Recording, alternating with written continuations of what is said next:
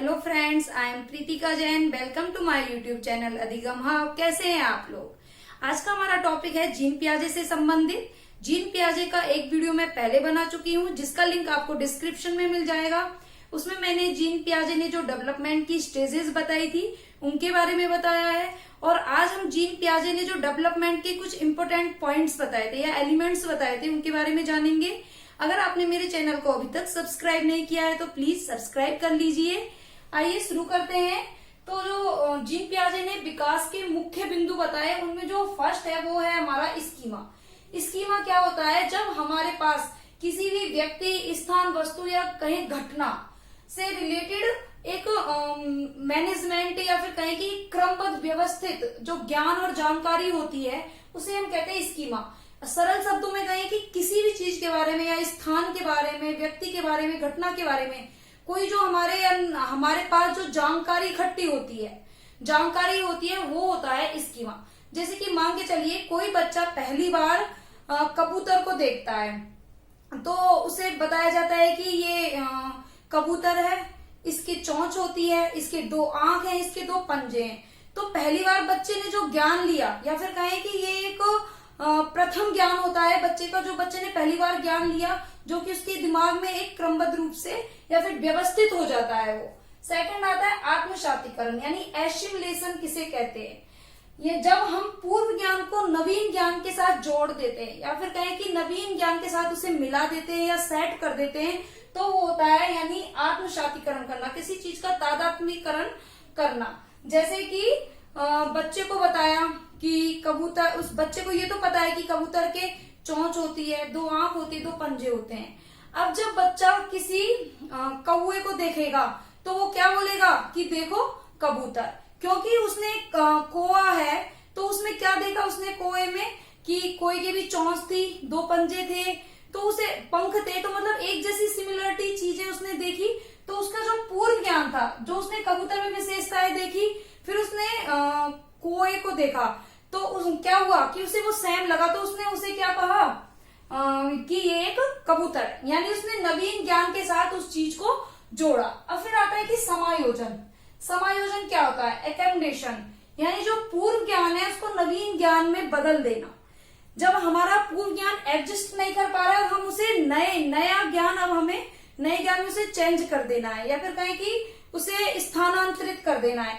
जैसे कि यहाँ पे बच्चे ने कोए को देखकर कबूतर कहा, क्योंकि उसमें कबूतर वाली विशेषताएं कोए में देखी। लेकिन यहाँ पर जब हम बच्चे की नॉलेज में करेक्शन करते हैं, यानी जब हम बच्चे को बताते हैं कि ये कबूतर नहीं ये कौवा है, तो उस बच्चे में क्या हुआ, उसने जो अपना पूर्व ज्ञान था उसको नवीन ज्ञान में परिवर्तित उसने किया। कैसे कि उसको पता चला कि कबूतर के ही खाली दो पंजे, चोंच और पंख और दो आंख नहीं होती, कोए में भी ये सारी विशेषताएं होती है। तो उसने क्या किया, जो उसकी पूर्व नॉलेज थी उसमें उसका करेक्शन हुआ, चेंजेस हुए, तो ये क्या हुआ, हमारा नवीन ज्ञान में परिवर्तन हुआ। अब बात आती है अनुकूलन यानी अडेप्टेशन क्या होता है, यानी जो पूर्ण ज्ञान जो लंबे समय तक अनुभवों से प्राप्त हुआ हो।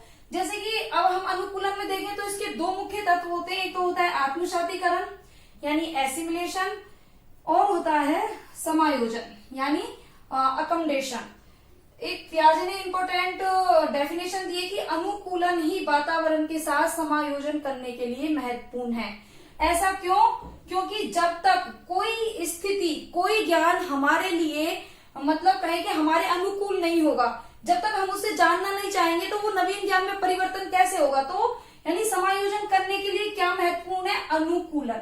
क्योंकि कोई अगर ज्ञान या फिर कोई भी एक्सपीरियंस हमारे अनुकूल है, हमारे लिए यूजफुल है, उपयोगी है, तो ही तो हम उसमें परिवर्तन करना चाहेंगे। तो ये उसके अकॉर्डिंग क्या हो गया, वो अनुकूलन। यानी कह सकते हैं कि अनुकूलन के अंदर आत्मसातीकरण और ये समायोजन दोनों ही बिंदुओं को बताया गया है। इनको मैं एक अन्य उदाहरण से समझाती हूँ आपको। जैसे कि मान के चलिए एक घोड़ा है जिसके बारे में बच्चे को बताया जाता है कि उसके 4 पैर होते हैं, उसके एक पूंछ होती है। तो ये क्या हो गया, बच्चे को किसी चीज के बारे में जानकारी दी गई यानी स्कीमा। अब जब बच्चे ने जेबरा को देखता है बच्चा, तो उसे क्या लगता है, वो देखता है कि अरे इसके 4 पैर हैं, एक पूंछ है, तो बच्चा उसे देखकर क्या कहेगा कि ये घोड़ा है। तो ये क्या किया, बच्चे ने जो उसे पूर्व नॉलेज थी घोड़े की विशेषताओं के बारे में, उसने उसे नवीन ज्ञान से जोड़ा। कैसे कि उसने जेब्रा में भी उन्हीं सारी क्वालिटीज को देखकर उसने बोला कि भाई ये जेब्रा है।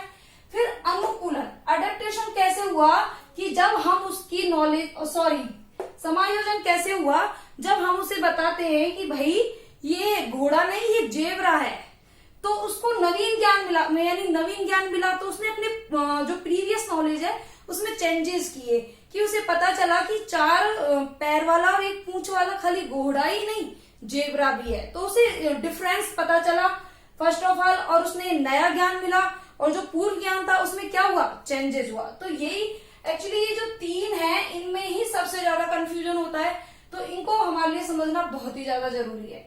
अनुकूलन के अंदर आत्मसातीकरण और समायोजन आ ही जाता है। अगर हम दोनों ने ये समझ ली तो अनुकूलन ये कि स्थिति किसी भी ज्ञान को सीखने के लिए सिचुएशन हमारे अकॉर्डिंग होनी चाहिए, यानी हमारे अनुकूल होनी चाहिए। फिर आती है फिफ्थ, संतुलन यानी इक्विलिब्रियम। जब आसपास के वातावरण को बच्चा एक्सप्लेन करने के काबिल हो जाता है, या फिर कहें कि वो सही और गलत के बीच का निर्णय करने की कोशिश करता है, यानी जब वो पूर्व ज्ञान और फिर उसे नवीन ज्ञान में चेंजेस हुए, यानी एक स्टेज से दूसरी स्टेज में जो नॉलेज ट्रांसफर हो रही है वो उसको एक्सप्लेन करने के लिए कैपेबल हो जाता है, तो वो है संतुलन। मतलब उन सारी सिचुएशन के अकॉर्डिंग वो एक संतुलन बिठा लेता है कि जो मतलब बार बार जो स्टेजेस बदल रही है, क्योंकि ये तो नहीं कि हमेशा बच्चा पूर्व ज्ञान से ही काम चला लेगा, उसे नए ज्ञान की तो जरूरत पड़ेगी। तो इस तरीके से बच्चे की जो स्टेजेस चेंजेस हो रही है, या फिर कहो कि एक्सपीरियंस और नॉलेज में जो बदलाव आते रहते हैं, उनके साथ वो जो एक संतुलन बिठा लेता है, या फिर कहें कि वो उनको एक्सप्लेन करने के लिए कैपेबल हो जाता है, सही और गलत चीजों को समझ पाता है। तो क्या होता है, इक्विलिब्रियम, यानी बच्चा संतुलन करना सीख जाता है। तो गाइज ये थे 5 हमारे इंपोर्टेंट बिंदु। अब जैसे कि एक और आता है, मैं एक और एग्जांपल दे देती हूँ, क्योंकि तीनों ही स्टेज बहुत इंपॉर्टेंट है। जैसे हमने बच्चों को बताया कि हमने बच्चों से बोला कि 5 सब्जियों के नाम याद करो। हम कहते ही ज्यादातर 5 फलों के नाम याद करो, 5 सब्जियों के नाम याद करो, 5 ट्रांसपोर्ट के। तो हमने बच्चे को 5 सब्जियों के नाम याद करा दिए। अब आत्मसातीकरण में क्या होगा कि पूर्व ज्ञान बच्चे को 5 सब्जियों के नाम तो याद है ही, अब उसे नवीन ज्ञान में अब हमने कहा कि बेटा ये तो 5 सब्जी हैं, अब आप 2 और सब्जियों के नाम याद करो। तो बच्चे को क्या हुआ, बच्चे ने अपने उसको पता चला कि भाई ये 5 सब्जी एग्जिस्ट नहीं करती, और भी सब्जियां हैं, तो उसे एक नवीन ज्ञान के साथ जोड़ा, उसने 2 और सब्जियों के नाम याद किए। फिर समायोजन कैसे, जब उसे पता चलता है कि 5 और 2 ये 7 ही सब्जी नहीं है भाई, और बहुत सारी सब्जियां होती हैं, जब वो अलग अलग सब्जियों को देखता है उसे अलग अलग सब्जियों की नॉलेज मिलती है।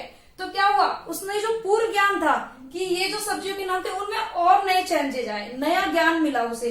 तो इस तरीके से क्या हुआ, पहले इसकी की एक ज्ञान मिला, फिर उसमें कुछ और जैसे जिसके साथ हमने रिलेट किया कुछ और मिला। और समायोजन में क्या होता है, जब हम बच्चे के ज्ञान में करेक्शन करा देते हैं। तो ये थे इंपॉर्टेंट बिंदु। आई होप कि आपको बहुत अच्छे से समझ आ गए होंगे, क्योंकि मैंने काफी एक्सप्लेन किया है, काफी एग्जाम्पल दिए हैं। तो guys please like, share and subscribe, and don't forget to press bell icon. Thank you.